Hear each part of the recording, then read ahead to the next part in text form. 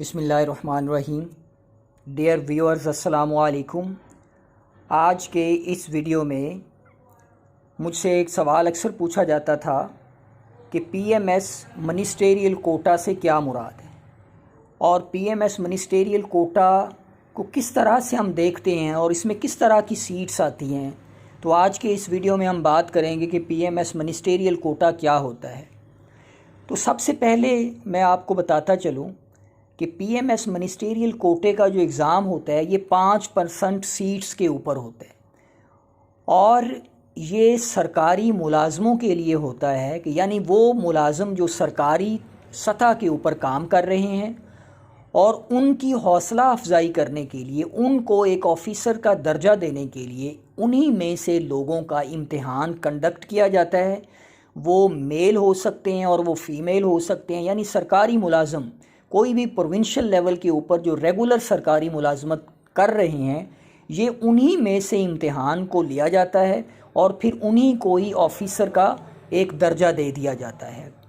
अब दूसरे नंबर पे ये सवाल पूछा जाता है कि इनकी सीट्स अनाउंस कब होती हैं, यानी इनकी सीट्स कब आती हैं।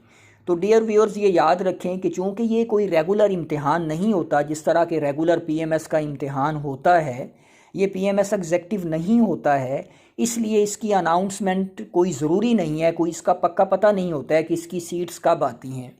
अमूमन ये 2 साल बाद भी आ सकती हैं, अमूमन ये 4 साल बाद भी आ सकती हैं, 5 साल बाद भी आ सकती हैं, 1 साल बाद भी आ सकती हैं। ये इस चीज़ के ऊपर डिपेंड करता है कि कितने % कोटा की सीट खाली हो गई हैं और फिर उनके ऊपर ये अनाउंसमेंट की जाती है। जहाँ तक क्वालिफ़िकेशन का ताल्लुक़ है कि इस पीएमएस मिनिस्टेरियल कोटा के लिए क्वालिफ़िकेशन कितनी होती है, तो चूँकि जो रेगुलर पीएमएस होता है उसकी क्वालिफ़िकेशन होती है bachelors degree, 14 years second division की जो होती है वो क्वालिफ़िकेशन होती है, जबकि मिनिस्टेरियल कोटा के अंदर जो क्वालिफ़िकेशन होती है वो 16 ईयर्स होती है या फिर LLB होती है। तो ये क्वालिफ़िकेशन रखी जाती है सरकारी मुलाजमीन की कि सरकारी मुलाजमीन अगर 16 साल तालीम रखता है या उसके इक्विवेलेंस तालीम रखता है तो फिर वो एप्लीकेबल होता है, वो एलिजिबल होता है कि वो इन सीट्स के ऊपर अप्लाई कर सके। अब अगली ये बात है कि कौन से सरकारी मुलाजम जो हैं वो इन सीट्स पे अप्लाई करने के अहल होते हैं। तो इसमें 2 कैटेगरीज़ होती हैं, 2 कैटेगरी के एम्प्लॉयज़ जो हैं वो अप्लाई कर सकते हैं।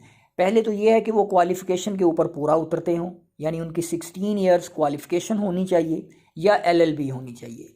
अब दूसरी नंबर के ऊपर BS 5 से लेके BS 10 तक अगर कोई सरकारी मुलाजम काम कर रहा है, यानी 5वें स्केल से लेके 10वें स्केल तक अगर कोई सरकारी मुलाजमत कर रहा है और वो सरकारी मुलाजमत में उसको 8 साल रेगुलर बीत चुके हैं, यानी 8 साल उसने रेगुलर एम्प्लॉई के तौर पे गुजार दिए हैं गवर्नमेंट की जॉब के ऊपर, ऑटोनमस बॉडीज़ या सेमी गवर्नमेंट नहीं बल्कि गवर्नमेंट की जॉब के ऊपर उसने पूरे 8 साल गुजार दिए हैं और वो 5वें स्केल या 10वें स्केल के दरमियान है, तो फिर वो इन सीट्स पे अप्लाई करने के अहल होता है।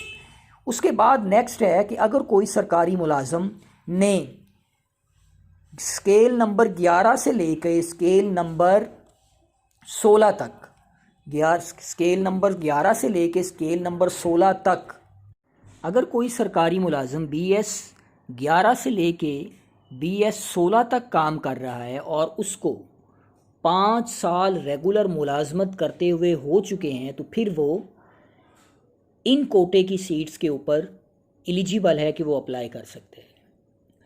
याद रखें, मिनिस्टेरियल कोटा के इम्तिहान के ऊपर अप्लाई करने के लिए कोई एज लिमिट नहीं होती, यानी आप रिटायरमेंट से पहले कभी भी इन सीट्स के ऊपर अप्लाई कर सकते हैं अगर आपको प्री रिक्विजिट जो कंडीशंस हैं उनके ऊपर आप पूरा उतरते हैं। तो इसमें कोई एज लिमिट नहीं होती।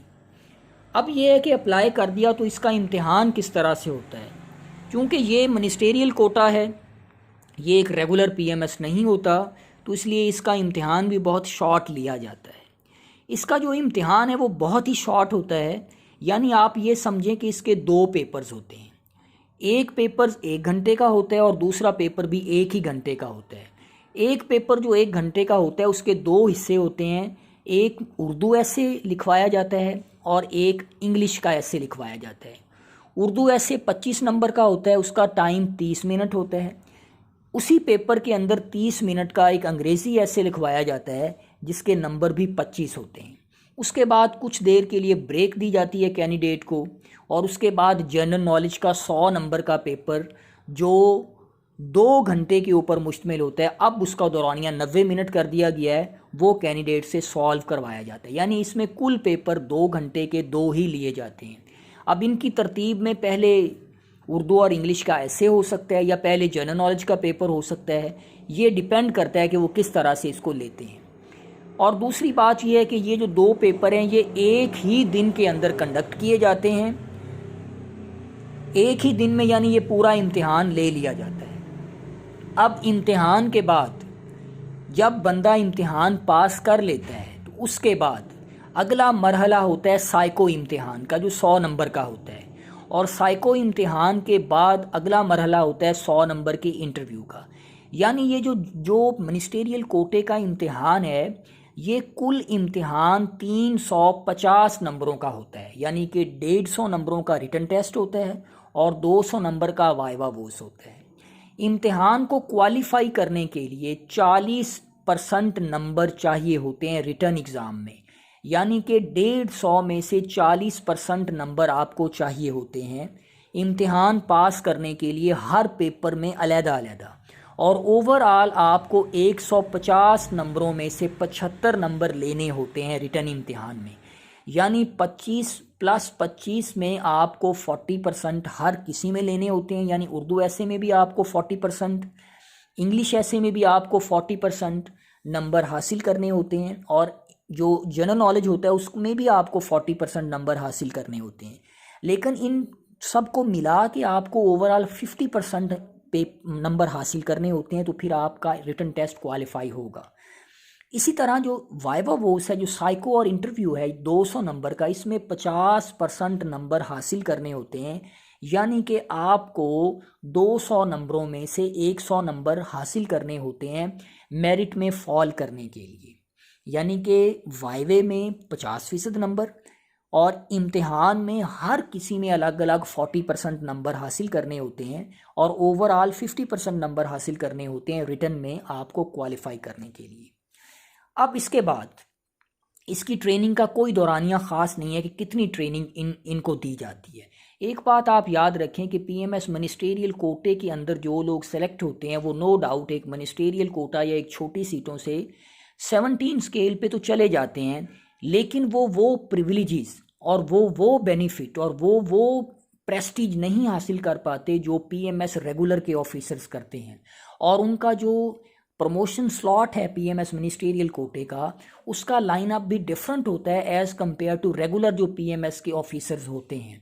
और अमूमन जो पीएमएस मिनिस्टेरियल कोटा के लोग होते हैं ये सेक्रेटेरिएट सर्विसेज में ही अपनी तकरीबन सर्विस सारी गुजार देते हैं, या इक्का दुक्का केसेस के अंदर उनकी प्रमोशन भी होती है और वो असिस्टेंट कमिश्नर के तौर पे या मुख्तलिफ डिपार्टमेंट्स में भी जाते हैं। लेकिन ओवरऑल ये देखा गया है कि मिनिस्टेरियल कोटा के जो लोग होते हैं वो सेक्रेटेरिएट ग्रुप के अंदर ही या सेक्रेटेरिएट सर्विसेज के अंदर ही अपनी सारी की सारी सर्विसेज को गुजार देते हैं।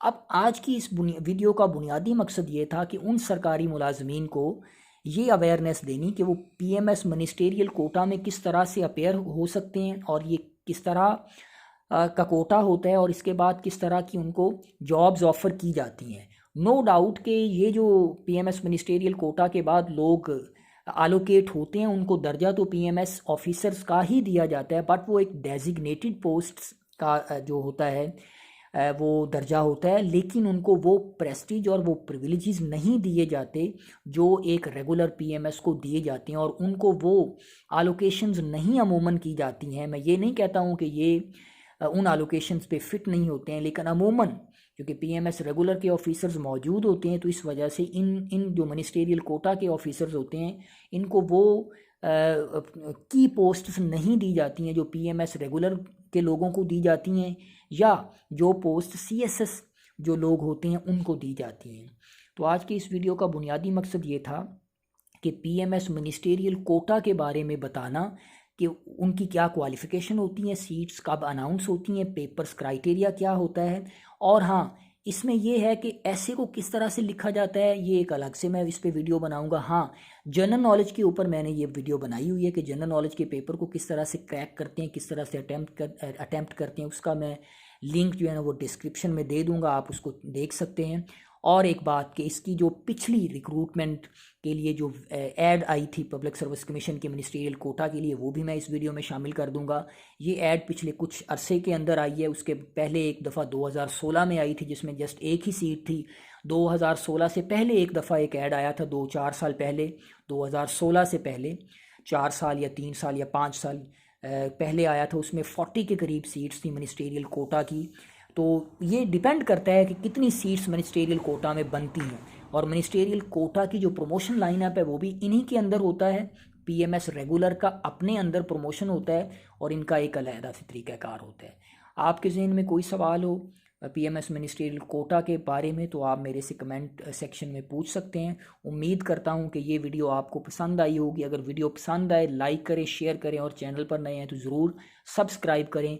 इंशाल्लाह रिटन एग्ज़ाम में एसए के ऊपर, उर्दू और इंग्लिश एसए के ऊपर भी मैं एक अलग से वीडियो बनाऊंगा, और इंटरव्यू के ऊपर कि इंटरव्यू किस तरह से क्रैक आउट किया जाता है और साइको को किस तरह से बेहतरीन तरीके से परफॉर्म किया जाता है, इसके ऊपर भी मैं अलग से एक वीडियो बनाऊंगा।